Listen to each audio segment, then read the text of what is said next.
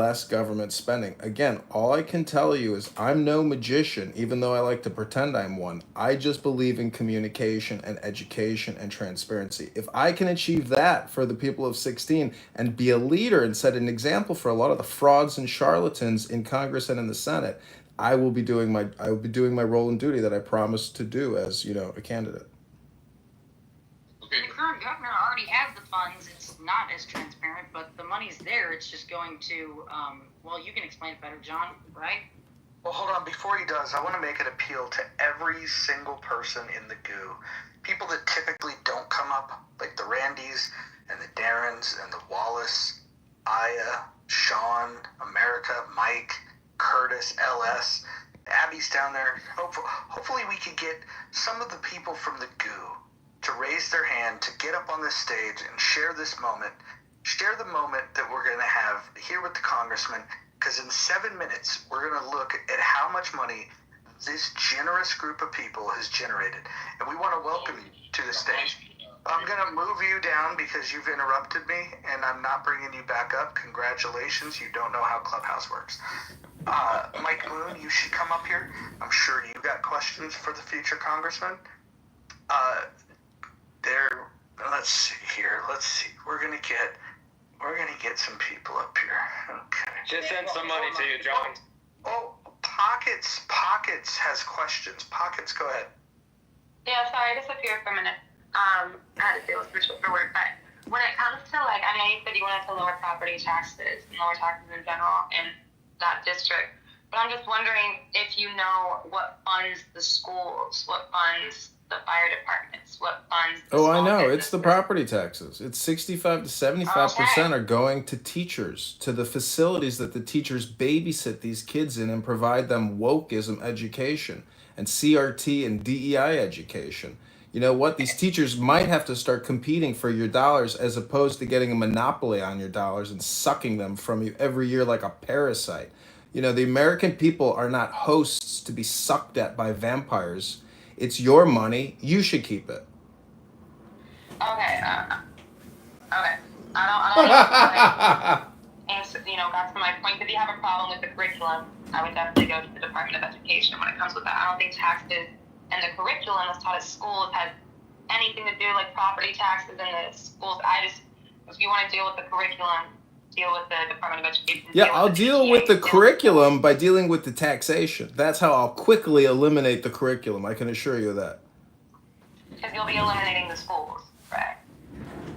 No, he's going to be eliminating the corrupt education boards that take tax-paying dollars that's going into where you're talking about, and then actually funding programs that support things like CRT and DEI and crap that teaches my nieces and nephews how to be less educated rather than, at least the bare bones of reading, writing, and arithmetic. I mean, that's really important to me. And I know my mom would love to hear that. Pass that around to everybody in the city. John, I think you're doing great things. Hey, John, what is the state income tax in Illinois? Yeah, it just depends on your income bracket, but I mean, generally 30 to 40%, like most other places in the country. Oh, you're talking about state income taxes? Yeah, because I live in Florida. We don't have a state income tax here, so I'm just wondering what it's like over there. Yeah, and possibly how much you can cut it. I don't know. You're combined. With state income. Let's say you're looking at 10%, and federal you're looking at 30%, and it's generally higher than that. So it's in the 40 to 50. It's very high here. State of Illinois state income taxes are way too high, and the state taxing authority is a bitch to deal with. They shouldn't even exist. It should be like Florida. So, I know people that get audited. I've had problems with tax contributions, and it's a never-ending compliance nightmare. It's a big burden for your average worker to have to comply with all this regulation. The whole thing deals with compliance. There wouldn't be a compliance issue if these organizations didn't exist. These are jobs programs for a lot of people, and it takes a huge amount of money just to collect the taxes. So, at $37 trillion in federal debt and $200 billion in state debt, unless we start working smarter, not harder, and that means cost efficiencies, reductions, and setting new priorities. I mean, you're just going to kick the can down the road forever and just keep and literally create a debt bubble spiral that's unsustainable. The time to say no is now.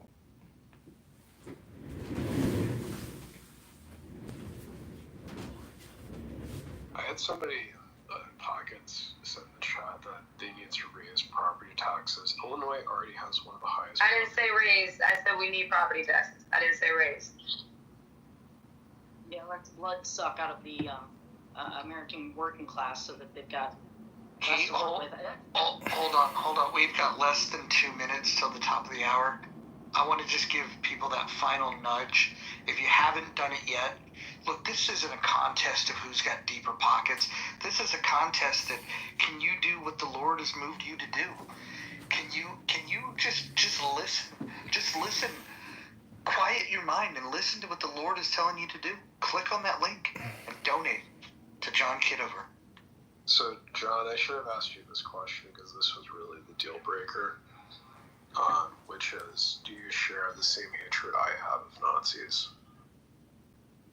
Yes, I do not like Nazis. I hate Nazis. And if I was ever confronted by a Nazi and felt physically threatened, I would punch that Nazi as hard as I could in the face to defend myself. Good. I love that answer. Necro. I love that you love that answer, but we have less than 1 minute for you to add to this money bomb. Can you please go race with time? Let's go do it right now. Yeah, so this is the one question that would give him, if he answers yes to this question, I will donate $3. John, would you pressure Trump, demand him that he drop the charges against Edward Snowden? Yeah, I would encourage him to drop the charges against Edward Snowden and let it go. That would be my opinion. Okay, well, you just earned yourself $3.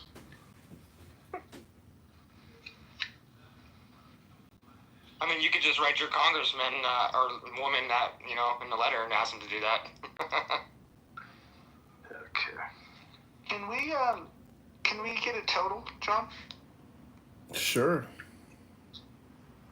If you haven't given $1 or $10, 10 not 11, 10 not 9, make that donation now. We are now headed to our Gmail account to see what emails from Antidote we've gotten. 7:30, Kristen gave 5. 7:57, Jay Breska gave another 20. After that, 8 p.m., we got another 20 from Jania Davis. And then at 8:54, another 20 from Erez Aarons. 170, 270. What is the grand total? Grand total is $280. No, wait, $380 now. Okay, well, I'm not going to bed until we get it to at least $500. I think we could do 1,000, but we have to, at minimum, in order to call tonight a success, it has to be a minimum of $500. So that's about $120. If somebody wants to just put us over that threshold now, we could do that, and then what we could do is we could turn this into a celebration room. Okay, so I just donated 1%. I just donated 1% towards that 500 already. Fantastic. So, congratulations, you're in $5. Every dollar counts. Necro, thank you. Thank you for helping America. Necro, when I go to sleep tonight and I say the Lord's Prayers, I usually do it before I go to bed every night. I'm going to ask the Lord for extra blessings for you, Necro. Definitely. I mean, to me, it's like Edward Snowden. I would have given you $7 if you gave a straight yes to the first question I asked you. Because... Can you ask it again? Yeah, Yeah, so the question that I first asked was whether you would demand that Trump release the Epstein files. Wait, did you say Edward Snowden? No, I said Epstein. I was going to make a joke.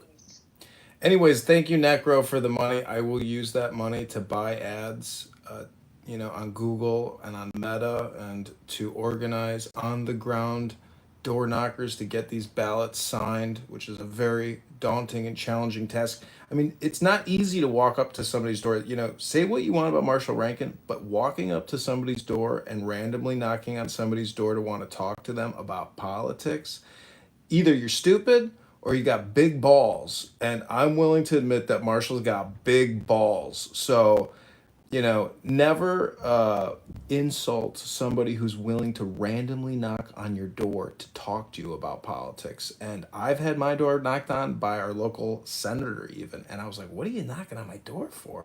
She's like, oh, I'm your local senator. I was like, oh my gosh, like you're a real person now. I'll always remember you. So, you know, I can't get to all these towns. There's about 600,000 people in 16th district. And if you go to johnforcongress.com, you can see the top towns, and it will require a lot of work getting these signatures. So for every dollar you give me, I will match it. So if we've already hit $500 today because we've raised over 250. So any dollar you give me, I will match out of my personal bank account, and I'll be fully transparent. I'll even show you the receipts, and we will do this communication marketing endeavor together. It'll be the most fun you have on Clown House, I promise. I'll tell you, if you get Trump to drop the charges against Snowden, that will be more than what I bargained for. Got it. Way more. Or just room and board, every other expense, including Hey, getting Rick. there and back home. You want to give $1 to the campaign, I'll Rick? cover room and board for a week, and all of the surrounding areas of on the south side of my mom and my aunts, my cousins, my brother, and his business and his friends' businesses. I'll knock on every one of those doors, John, but not free. I can take care of me to a certain extent. I'll do that. Kitty, what about a bake sale? I hear you're incredible with cookies. Yeah, but in Chicago, I do really like making cookies, but I don't think that's gonna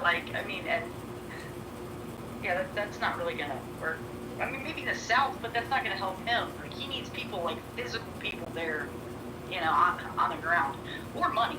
He needs money, or he needs somebody to not. I mean, like, I can give out cookies. I can get some cookies out. I'd send you a whole mess of cookies, but that's just because you're my favorite black person on this app. Mojo. I love the patriotism that's in the air. Everybody's willing to help. Harry, you were going to say? I was gonna say, John could probably put some ads on eBay or something on Craigslist, or not eBay, sorry, Craigslist, and ask for people to get ballots signed for them, you know, or I'm sure you can find people that will volunteer. Also, there's always people that are willing to volunteer if they actually really believe in your views and your cause. Yeah, there's an organization called Young Americans for Liberty that we'll connect with to see. They have a trained group of young activists that believe in reducing the debt. And if they're available in his area, then you can basically, the donation money, he would make a donation to Yao, and then Yao would provide the door knockers. Those are really high quality door knockers. If we can't get Yao to get on the team, then I'll fly out to Chicago myself and train people. When I was working with the Libertarian Party, I trained door knockers that knocked at least 1 million doors in 2021. He's got spare property. You can put me up, John, and you know that I. Yeah, can I do have. Whatever your number. Yeah, I can can do sleep. $1,000 a week, and you know it. I can provide housing and an office to up to 4 people with this Well, campaign. that's big guy. Not that. Well, I'll talk to you later. I can probably I'll figure it out. I'll be there. I got you, John. You know, speaking of libertarians, I'm looking at an X post by Being Libertarian. It says the U.S. just hit $37 trillion in debt. When the Tea Party began protesting the national debt, $9 trillion sounded unbelievable. And then they wrote, "We are boiled frogs." I'll connect you with the local libertarians out there. There's a mixed group. There's some that are like really lefty libertarians that won't help you very much, but then there's some on the right side. John, are you familiar with a networking organizer in the city of Chicago by the name of Tony P? He does Tony P events. Are you familiar with him? Maybe. If I saw a business card, then probably. Okay, I'm going to connect you with him. oriented, but he's starting to get more political. So I'll at least arrange a meeting so you guys can hook up and figure out how his network might be able to benefit you.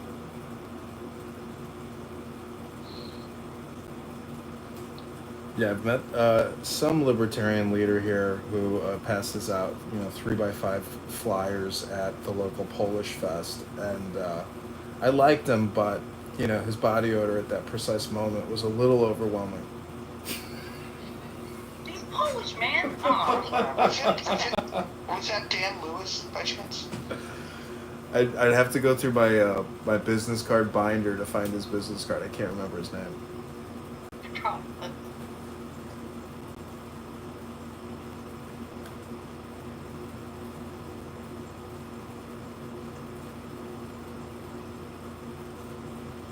Well, if I could offer anything to you in this room, it would be to take the deepest breath of the day, hold it for 10 seconds,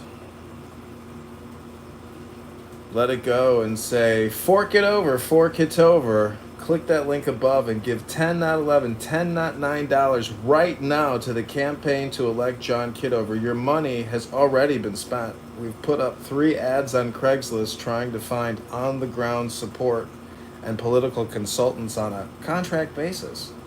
Again, click that link above and give 10 not 11, 10 not $9 right now so you can also enjoy this fun experience of trying to get on the ballot in March of 2026. This is your campaign. Speak up now or forever hold your peace.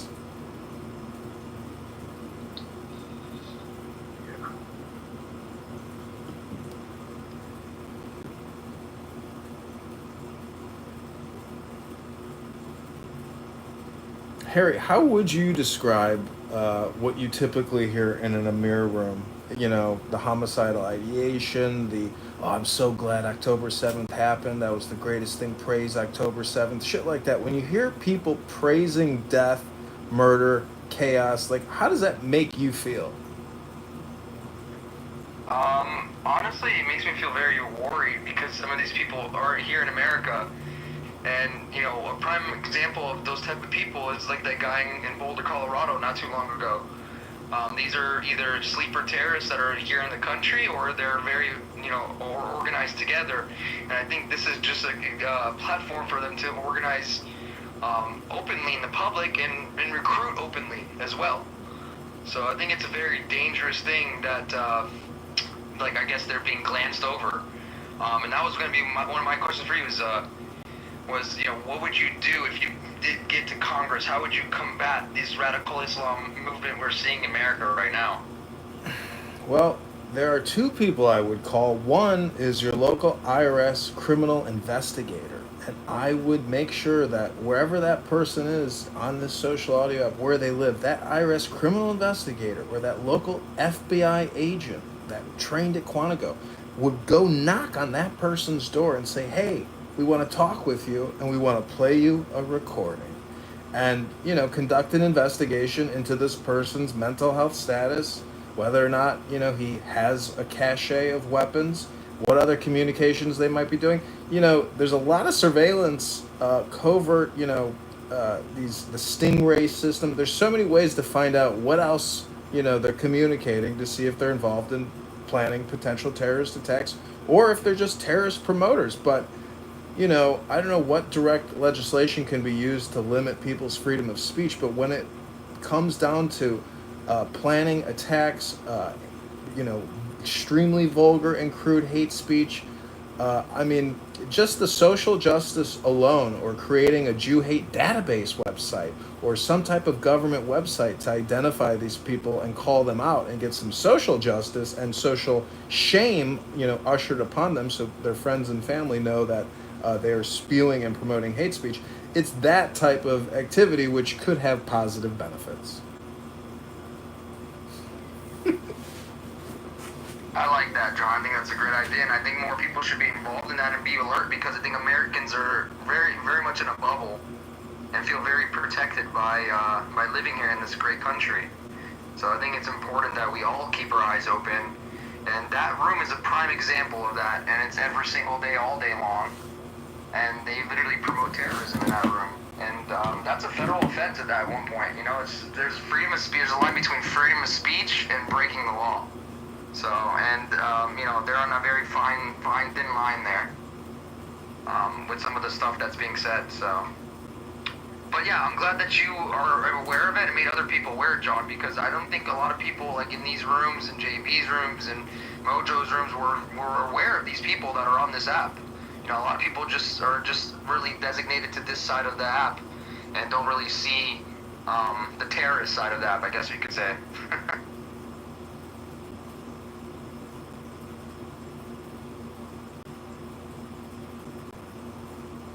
So looking at Thomas Massey's X account, he posted a video of his U.S. national debt clock, and he wrote, "Thanks to the One Big Beautiful Bill Act, the debt just officially passed the 37 trillion mark."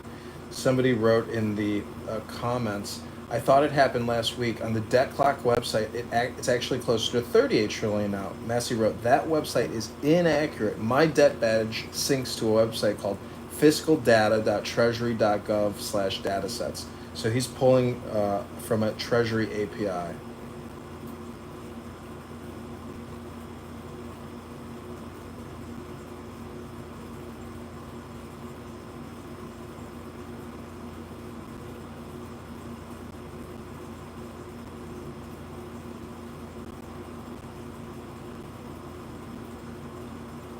Would you be for having Doge in your state? Like having them, you know, overlook county funding and, you know, state funding on local levels? I know here in Florida that they're starting to do that. You know, looking into county funding in certain counties here in Florida. So I was wondering if that's something that you would be opposed to or for. 100%. I think there's absolutely no transparency into the acquisition and purchasing process of our state. You know, I've worked at the federal level where I've used acquisition platforms to do contracting and make multi-million-dollar purchases on behalf of the federal government, and I can tell you that that information is not transparent at all for the taxpayers. I mean, if you're voting for Darren LaHood in the 16th district and you have no transparency whatsoever, you know, into how your vote is playing out into acquisition and spending and contracting. I mean, there's absolutely, your vote is not tied to any type of transparency outcome. So I think forensic accounting and transparency and posting a public ledger in terms of what the government is actually spending and allocating your tax dollars to should be a part of, you know, a blockchain, you might call it, and have real transparency on where your tax dollars are going and even how your vote correlates to that.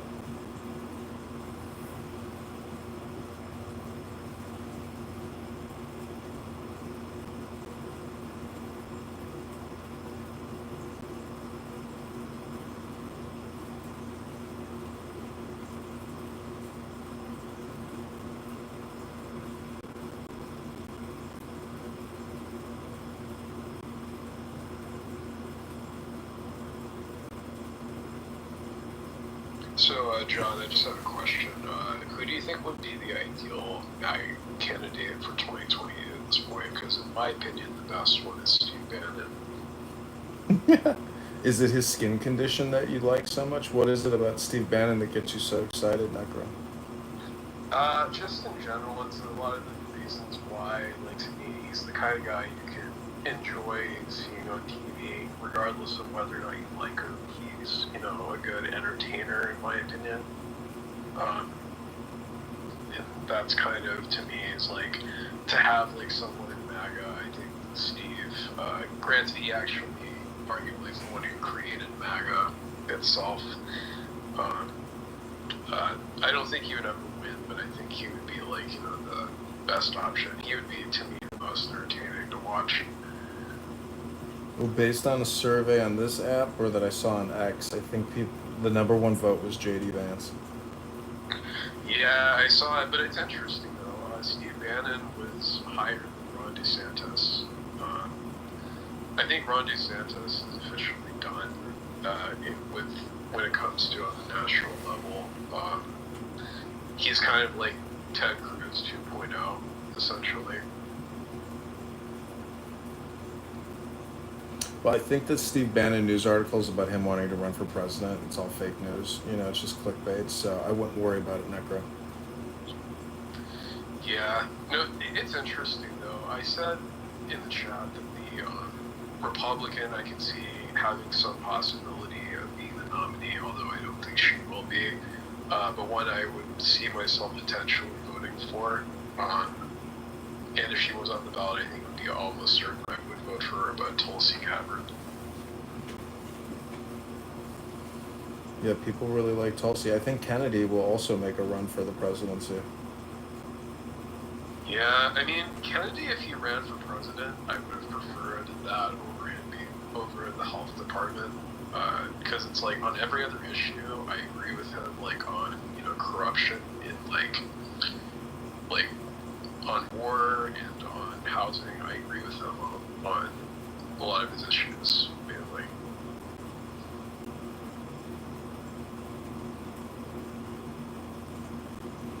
Well, the Medicare Medicaid expenditure is out of control, and I would just encourage everybody in this room, to take a deep breath, hold it for 10 seconds, and if you can stand up and lift your hands to the heavens and take a big stretch, lean to the right, lean to the left, lean back, lean forward, maybe touch your toes, stretch those hamstrings, because flexibility is very important. And you know what happens after a 25-year war, where you invade multiple countries? Guess what? You get debt.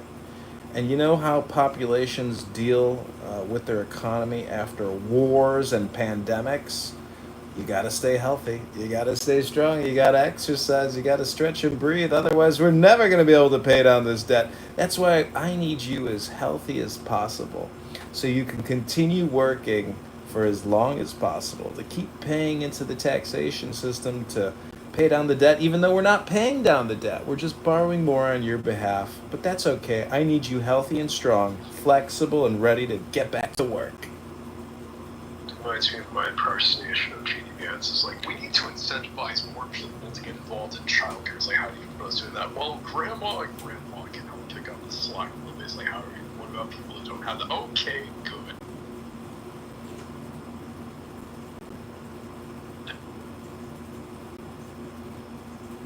Okay, is there anybody else that wants to ask any other questions? Master, Pocket, Serendipity, Hakima, Harry, Daniel, Necro, Kitty, Nye, Mojo? I'm curious. I don't know if you want to go down this path, but curious what you did in the military. Yeah, I went to the Citadel Military College of South Carolina. I have an undergraduate degree in business administration. I was magna cum laude, I think, 3.7, or is that just magna laude? I got a lot of scholarships while I was in school, and I ran for junior class president. While I was in school, I witnessed 2 planes bring down 3 skyscrapers in Manhattan on 9/11 while I was in the boathouse on the university about to check out a boat for the weekend. And I joined the Army National Guard in March of 2022. My college roommate came back to our dorm room and said, "Hey, I just signed a contract with the Army Department." I said, "Oh, what did they give you?" And so I said, "That seems like a pretty good deal. I can't have a job here and I got to pay for tuition, so maybe I'll join the Army National Guard." I didn't do active duty, so they had something called the SMP program, Simultaneous Membership Program. That summer, I went to Fort Benning, Georgia, and did infantry training for 4 months, advanced infantry training, with a whole lot of soldiers from all around the United States, from every major city. Some people were there because they were troublemakers. Some people were there because they were gung-ho, patriotic Americans that wanted to defend this country from Islamic terrorists. And some people didn't even belong there, but they were there. And a lot of those people that I was with, and the training cadre that trained these thousands of people, were Gulf War veterans and Somali Mogadishu veterans. And those people went to Iraq and invaded Iraq and fought to the death to take over, Afghanistan and then Iraq. So I was infantry. I have the blue cord on my Class A's, and after that I went back to college, and I studied abroad in Australia for half a year. And then I went back to Charleston, South Carolina, finished up my undergrad, got commissioned as an Army intelligence officer, and I finished up at Fort Huachuca, Arizona, working on linguistics and interrogations. Okay, so are you a polyglot, or do you know more than two languages? Nam nam and a butter shway arabi. By the way, John, are you also a Chicago native? I am. I was born in Chicago, and my dad was a cop here for 30 years. Gotcha. Yeah, I was, I was almost born in Scotland.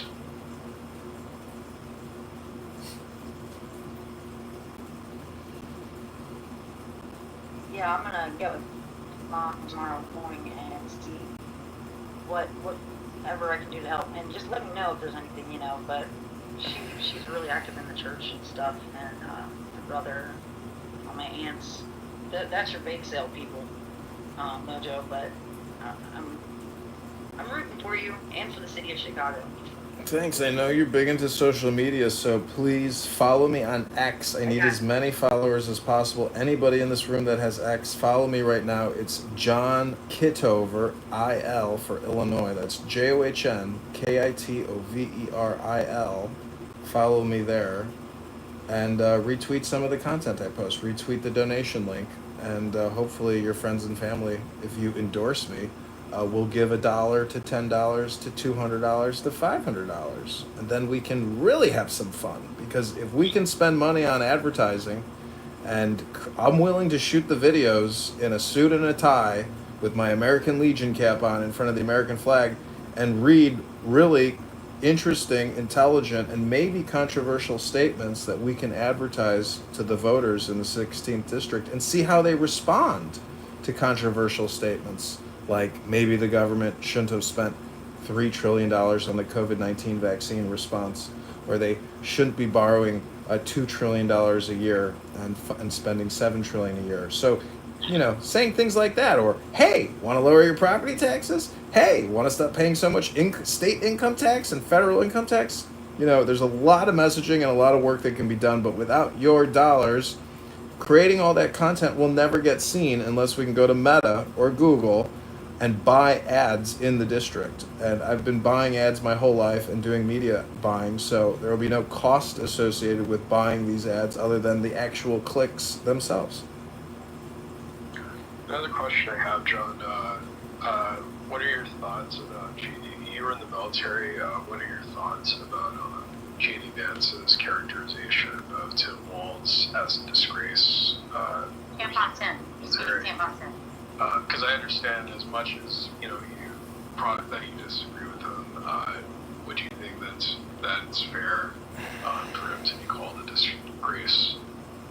Maybe. I mean, JD Vance is a Marine, and Marines are pretty badass. So I would be less concerned about JD Vance, maybe more concerned about Pete Buttigieg, aka Booty Judge, who is a special appointment CIA officer who went to a 2-week indoctrination course, never went to ROTC, never did basic, never did any kind of advanced training. But, there could be, a DEI LGBTQ initiative for certain people if you, perform a certain way and you are involved sexually a certain way. You might get special appointment preference if you, are LGBTQ. I'm just saying. Gotcha. And I mean, it's interesting. It's like JD Vance is the one who's the most popular right now. But I mean, I just have a question. Like, who do you think, if he was to run against, if it was between him and Marco Rubio as the Republican nominee, regardless of who wins, who do you think would be more likely to win over the majority of the country? Who? It's not just if it's JD Vance and Marco Rubio, or Marco Rubio and JD Vance. I mean, who are the Democratic candidates? Is it California? What's his face with his hair, and somebody else? I mean, so, anyways, Necro, like, I'm getting exhausted with the Q's and A's, and I've been on Clown House all day long, so my memory and my mind is not as sharp as it is in the morning at this point. But, I think just knowing that everything in America will work out and not to get fooled by the word game. I like to bring up the debt a lot, but I do thoroughly believe that we shouldn't fear money. We should fear the. We should be more concerned with the material world and less about the politics and the word games. But in terms of the debt and inflation and empires and doing what is right, I don't think spending 2 trillion more than the 5 trillion we take in revenue a year is a good way to continue to proceed. And if you look at the Doge analysis and all the screenshots from the SAP system that Larry Ellison owns, or I think it's Larry Ellison, but Oracle. Oracle is big in the government with all this contracting and all this acquisition, and Doge has screenshots. It's all DEI woke spending and Guatemalan climate change education. Like, Necro, why would you want to graduate from college, get a job for say 70,000 a year, pay about 40,000 in taxes a year, and know that your money is going towards this wokeism education scam spending, which is getting close to being uncovered as $1 trillion a year, and they're still canceling billions of dollars worth of contracts that are across all these federal agencies. So the scam is being identified, and hopefully they'll be able to recover any money that has already been sent out. But Necro, do you think it's fair that as a voter, you don't have any say into how this money is being spent? Doesn't it make you angry? I mean, I know that there's been concern a lot of people have had about what is being taught in schools, things like that. I'm not really an expert. I do know one of the things that does concern me is that in places like Florida, where you had, like, for example, you had like the banning of books, like old classics, like like it was a book by Ernest Hemingway. There's also Aldous Huxley's Brave New World that was banned. These are classic literature books, and so why would the government have any, interest to want to ban these books? It is kind of, to me, the concern I have about banning education. But I think there are legitimate concerns about, when, sexuality should be taught to children, I think. But in general, I just think a lot of the talk about education, I mean, a lot of people, there's a lot of like fear mongering to be able to ban certain books that make certain people who are really white supremacists. Well, do you know one of the only books ever banned by the federal government? Do you know the name of it, Necro? I can't say that. CRT thing. No, I'm sure there's a couple, but one of them is Irwin Schiff's The Federal Mafia, where he claims that the federal taxing authority is experiencing cognitive bias, or what does he call it? Hindsight bias, meaning it's not constitutional to tax us in the way that they're doing it. So if he died chained to a concrete slab in a prison because he's a tax protester, and he fought the judiciary and tax courts. So be careful who you pick fights with, because if they're more powerful than you, and lawyers and judges can chain you in a prison because you are complaining about the taxation, I mean, that's pretty immoral and rather fascistic to kill you because you're not in compliance. So I'm just saying, Necro, taxation is extremely important. You haven't worked 20 years yet and paid your dues per se in terms of income tax. Wait till you do it. You're gonna regret every single filing, and you're gonna say, this sucks.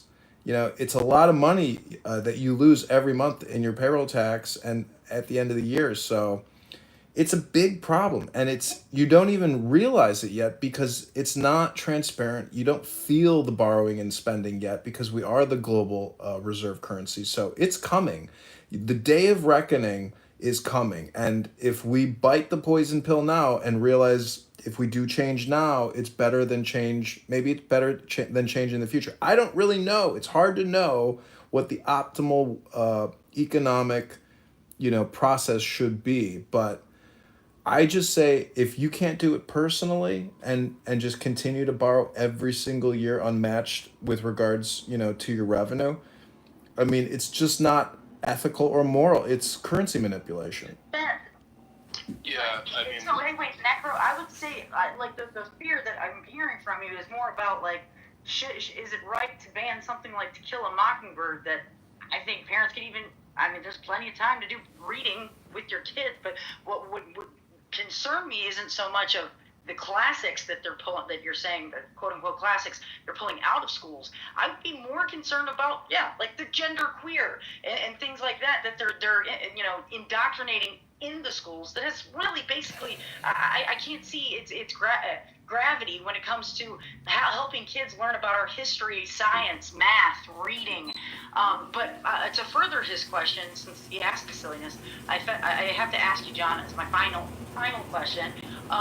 So if elected, would you then want to, Tim Waltz, would you want to increase the amount of, say, tampon dispensers in men's bathrooms, the male gym and lockers, or not? No, of course not. And any public official who would mandate that or spend your tax dollars on doing something like that should be publicly shamed and put on the internet for ridicule. I'm moving back to Illinois after you get elected. I love it. Frank Reggiano, do all. yeah, I mean, ultimately, the reason why I'm not as focused on the issues of those Necro, things. voice inflection. I'm sorry, Ann. I thought you used to, a few days ago, you were starting to like my Stephen Hawking monotone voice. But, anyways, so basically, I just see culture wars as completely unproductive, as do majority of Americans, and that's essentially the way I see with all these things. Not saying that they don't matter. It's just, to me, on like my priorities list with individuals, I'm much more concerned about, John's selling point. I mean, even though my priorities on the debt isn't as high as conservative, I think it's a more significant concern, because long term the debt is an issue. But yeah, it's more of a concern to me than these sorts of things that they're teaching in education. And you might say, Kitty, that for example, that To Kill a Mockingbird, if they banned it or something like that, that it doesn't have any effect on it. Well, the fact is, like George Orwell once said, that whoever controls history controls the future. And so if you have racist people who want children to not know about the history of racism, I mean, in Texas public schools, like, they've removed, they can't mention Nathan Bedford Forrest. So I mean,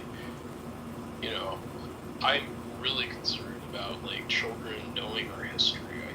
I think it's important for us to be able to address the issues on the past that have affected us today. So. Would you say that the now is a compression of the past and the future, Necro, or is now just a culmination of the past? Yeah, there's no such thing as history in the future.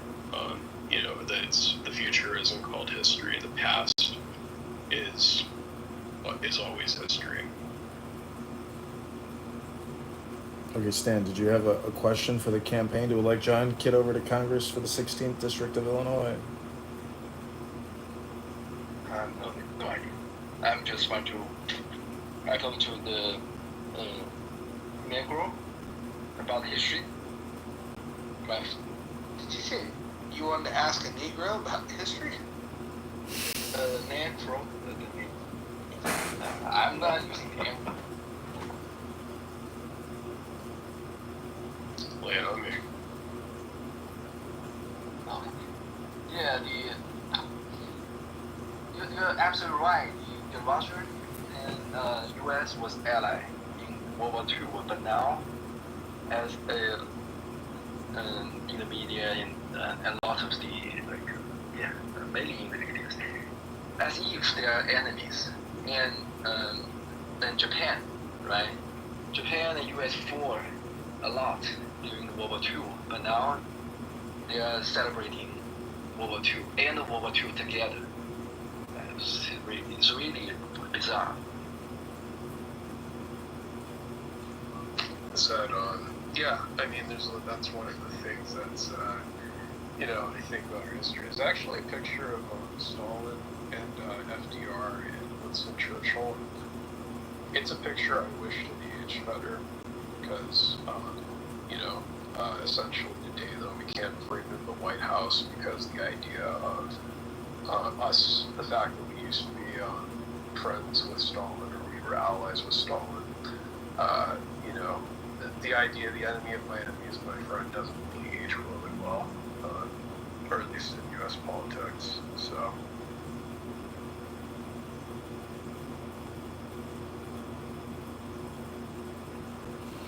Okay, so this has been a money bomb for the campaign to elect John Kitover. I thank everybody who has donated. We're going to do a quick summary total here of how much we have raised today. And it's August 12th, 2025, Tuesday.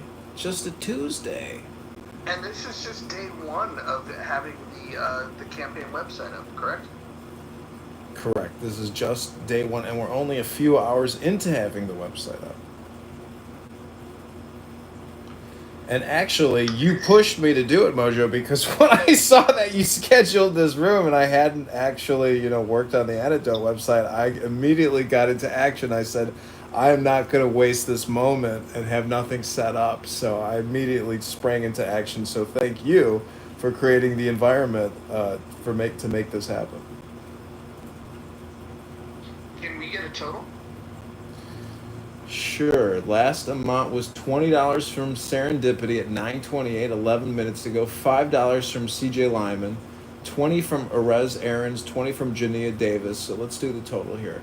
45, 65, 85, 90, 95, 195, 295, 395, 405 total since 6 o'clock.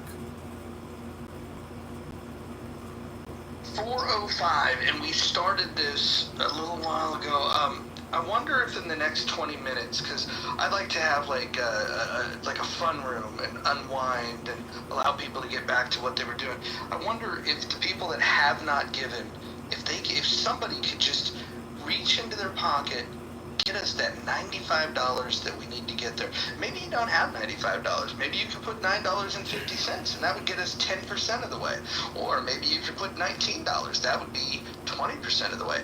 These are just math equations. I don't know how much you have to give. You could put $1. You could put $3.50. These are all amounts that are in your control. But the first thing you have to do is you have to say a prayer. Then you have to click the link up above, and then you have to just go ahead and fill out the little form. We'll get that money over into John's little pockets, and then we'll get some people knocking doors, get him on the ballot. Next thing you know, John will be able to take these messages about lowering the debt for you and your family to all the way to Congress, all the way to Washington. So $95. I'd like to see us get $95 more in, get that up to 500, because John has said that he would match it. So if we can get to 500, this will be 1,000 for day one. That's a nice little threshold to meet, and it's a small price to pay for freedom. So if anybody that hasn't given yet, or if you have given and you realize that, like, wow, I probably should have given more. Hey, we just got it. We just did it. We made it, I think. It's $95. So. What the fuck? Okay. Right, John? John, can you do that? Add it up, because we'll celebrate, and maybe we'll even bring Mike up. I don't even know if we've ever heard his voice. Wow, Mike Seltzer, congratulations, $95 awesome. right now. So we're at 500. Boom. I'd like to call that a success. John, thanks for setting us free. Mike, thanks for helping to set us free. $1 at a time. $95 in your case. Awesome. And there's no reason why you can't give more if somebody, like, let's say you don't get paid until Friday. That's fine. Friday, that website will still be working. Go ahead and save that to your history, and then you click on that on Friday once you get paid. That money gets in your account. You go ahead and click his account. Go ahead and wire the money over. We're going to build this dollar by dollar, brick for brick, and what's going to happen when he gets elected is he's going to take dollars out of the budget, return them to the pockets of the people that have donated to him. So please, please consider prayerfully donating to John Kitover. But we're going to go ahead and switch gears here. John, do you have any parting words before we close this room up? We'll open a new room. We'll just have a bunch of fun. We'll talk. We'll laugh. We'll love. This will be great. Yeah, thank you, Mojo. Without you, none of this would have been possible. And to everyone here who has given money, I thank you from the bottom of my heart. I will use it as efficiently and cost effectively as possible to get on this ballot in March and spread more communication about freedom, intelligence, health, wealth, love, and joy. And this is your campaign. So, come to these rooms and join all these other clown house rooms. Get activated. The time is now, and not many people are talking about this. I worked with Ron Paul and his campaign when I lived in California back in maybe 2012 when he was running, and I have a great photo with him, and I contributed as much as I could as possible at the time to his campaign because I really believed in what he was saying, which is stop borrowing, stop spending, end the forever wars. It's not our job to be military police around the world and do nation building and spend hundreds of trillions or spend hundreds of billions of dollars doing that. So, I believe in peace and meditation now, and we have to be very strategic and intelligent going forward. Otherwise, we're gonna we're putting ourselves on a totally unsustainable death spiral. In the same way that the Weimar Republic experienced price increases every 2 to 3 days. So we have to be fiscally prudent, conservative in our spending, and that's the message I want to bring to the people in the District of 16. God bless you, Mojo, and God bless everyone in this room. Thanks for listening to me, and I hope you all have a great evening. That was amazing. And just remember, vote Kitover. Problem's over. Want to pray, pay, fill out the form so John can perform. All right, here's what's better. Alright, I'm going to go ahead and end this room, but I'm going to open a new one for those that want to get together and have some laughs. Have a good night.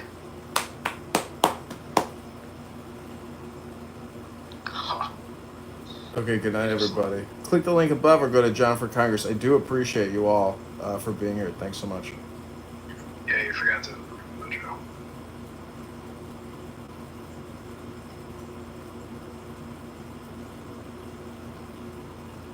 Okay, Cindy, I'm gonna.